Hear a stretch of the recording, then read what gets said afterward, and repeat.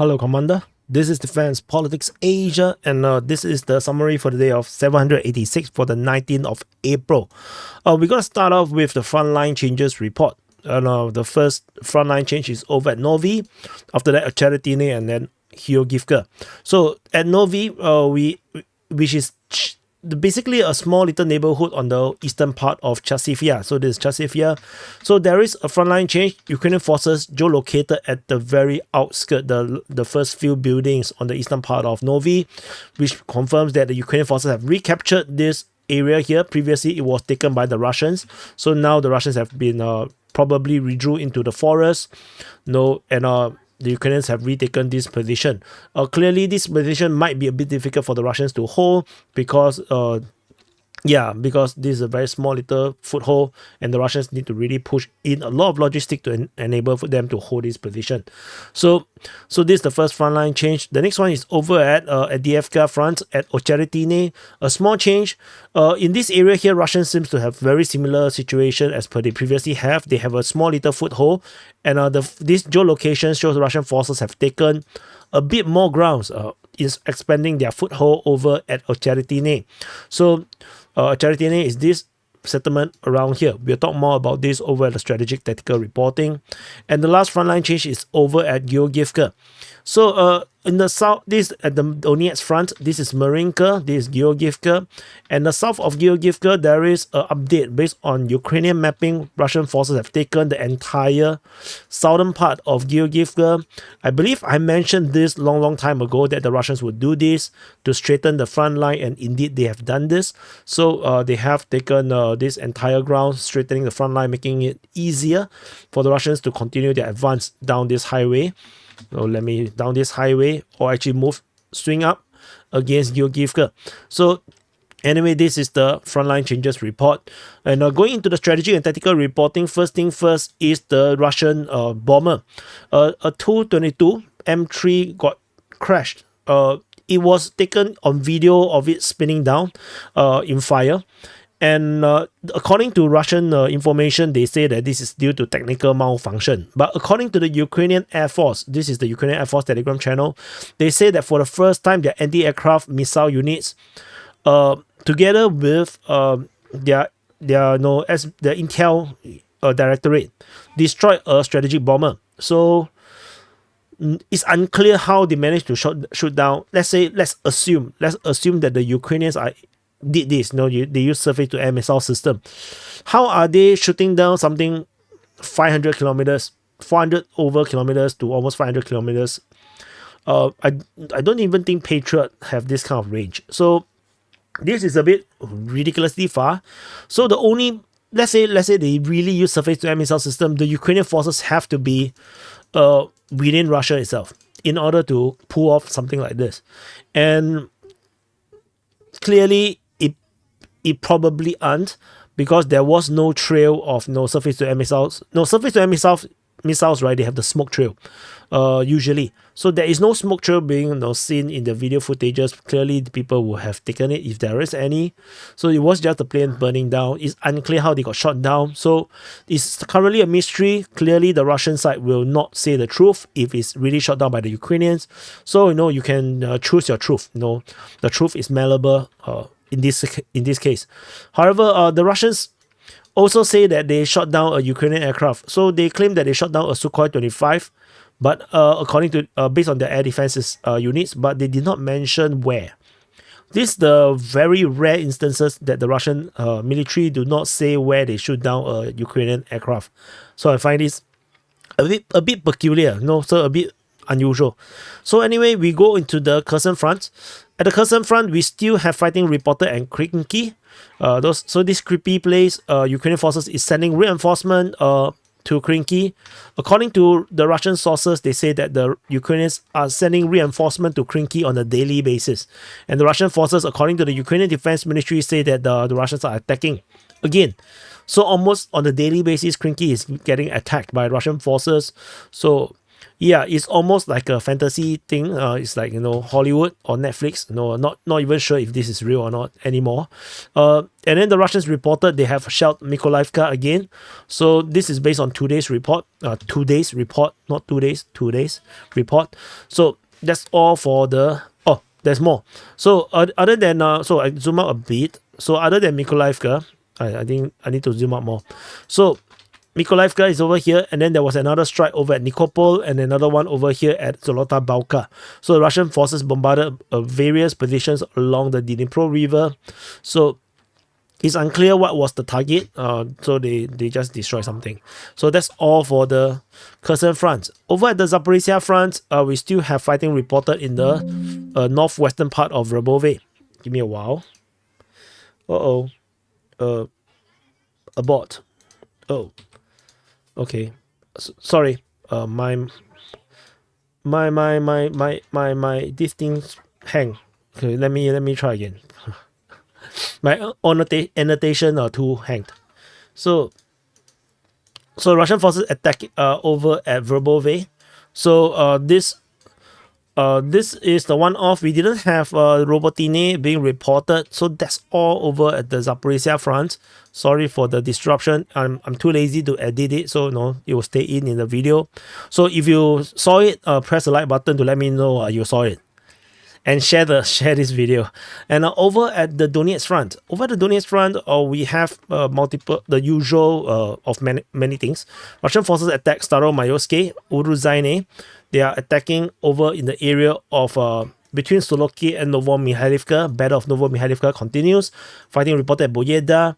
Russian forces push out from the south of Georgievka. There is bombardment at Maximilianivka. Maximilianivka. Freak. And then over at Krasnohorivka. Ukrainian forces counter-attack somewhere. Did they counter-attack somewhere? I thought I saw something. Okay, yeah, they didn't counter-attack, they just get hit. So this is the strategic picture over at the Donetsk Front.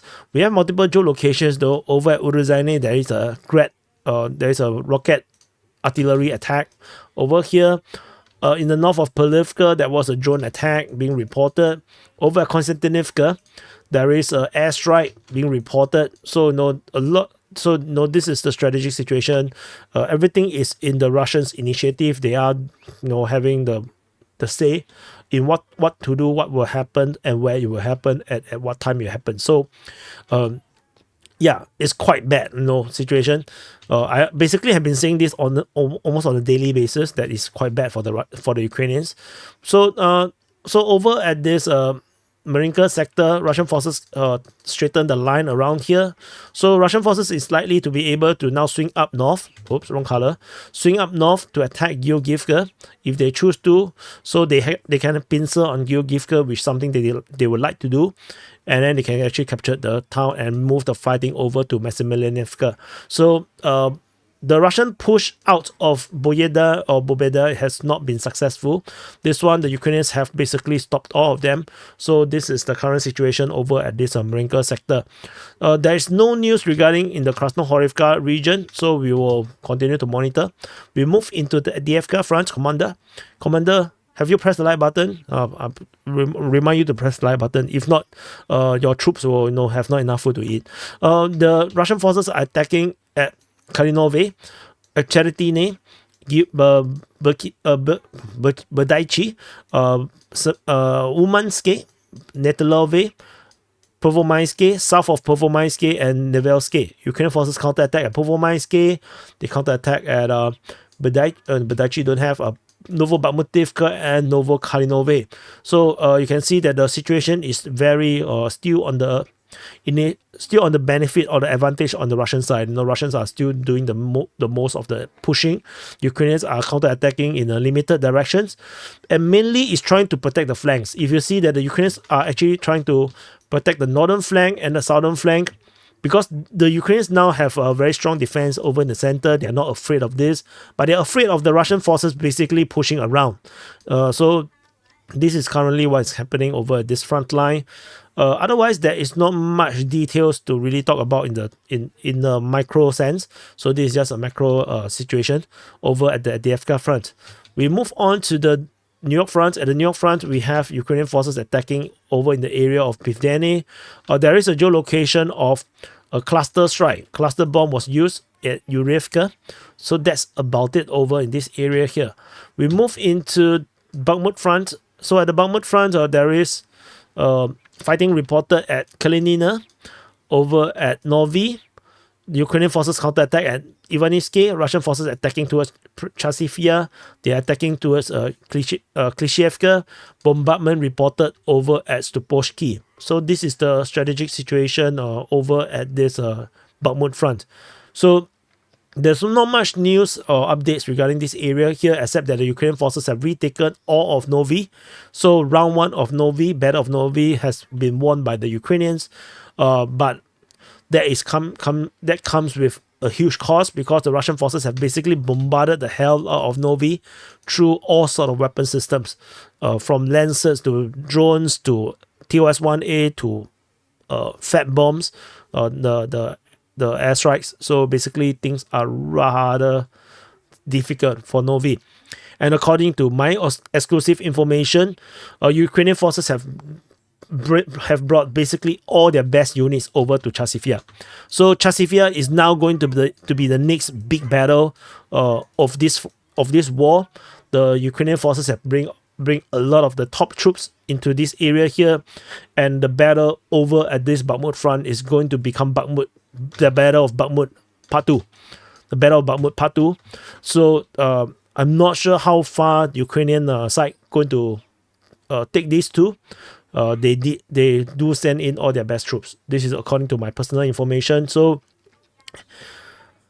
let's see. And good luck to whoever is fighting at this front line. So that's all from the Bakhmut Front. There's nothing over at the northern flank. The fighting reported at Vasilivka, over at Vysokyivka is all not being mentioned. There's a weird report from the Russian side, name dropping, which I think is Paraskovyievka. They mentioned Paraskovyievka, but this is nowhere near the front line, so it's a bit weird. So I did not include it into the mapping. So that's all from this Bakhmut Front. Over at the Siversk Front, Russian forces are attacking below Heorhiivka at Verkhomokayansky and as well as Spurny. So this still goes on. Nothing coming from the south though. The south, there's nothing coming from the south. So the Russians are still making this push from the eastern part. We shall continue to monitor. And so we move on. Over below Heorhiivka also there is a cluster bomb strike over on this hilly regions in the eastern western part of below Heorhiivka. Over at Kreminna Front, this front has really went back to its old ways. Now it really has flared up. Ukrainian forces attack at Dibrova as well as in the area of Heorhiivka or Grigorivka. Russian forces continue their attack at Terny, Yampolivka and Torske. So now we are back at the full fight of Kreminna Front. Someone in the comment told me to show Liman. So this is a strategic situation. So Liman is over here. This is Liman. And so the Russian forces are trying to take Terny, Yampolivka and Torske mainly to straighten the line around here and probably to create a beachhead. Not really a beachhead, like a stronghold, launching pad through Zalishny and Torske, and then they can push direct to Liman and towards Stavsky and push northward to hit the rear of the other front line. And then they can actually swing south to Yampil, capture the important strategic situation over there, and then they can actually go through the forest to Dibrova, Stary Karavan and whatnot. So this is why this front line matters, but the reality remains that the Ukrainian forces managed to hold the front line around Terny, Yampolivka and Torske. And I'm not sure if it's due to the Ukrainians being very good at defending, or is it because Russia deliberately did not want to capture all these positions.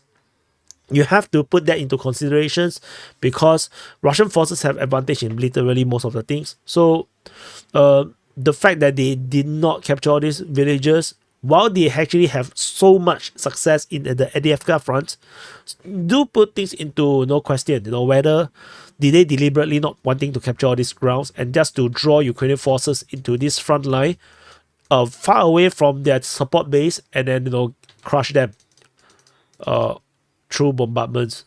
Is really unclear. So Ukrainian forces are attacking from the south towards Kreminna, basically try to distract away the Russian forces to force them into reinforcement towards the southern part. But we shall see. We shall see how this goes. So that's all for the Kreminna Front. We move on to the Svatove Front. At the Svatove Front, Russian forces attack Sverdlovy. So this we haven't seen any fighting in this area for a long time. So this attack seems to be very interesting. The interesting thing about this report was that the initial report from the Ukrainian Defense Ministry mentioned north, not north. Oh, in the settlement. Okay. I see wrong. Okay, never mind. Yeah, ignore my last part, my last sentence. That's all from the Svatove Front. And we move to the Kupyansk Front. At the Kupyansk Front, there is only one report of fighting reported at Heorhiivka. This is actually more like a bombardment. It's not really an assault from the Russian side. It's just more like a bombardment kind of thing, more static. But that's all from the Kupyansk Front. We move into the border regions. At the Kharkiv region, we saw the return of Russian bombardments, cluster bombs striking Bushlovy, and also there's another Iskander strike over at the Ukrainian warehouse. So basically, these two strikes in the eastern part of Kharkiv region, and that's all for the frontline changes. The front lines at the Kharkiv front, and that's it. Yeah, I just eat my dinner. I'm very full, so I can't really concentrate. Anyway, thank you for watching. Do press the like button, subscribe. I'll see you guys in the next update.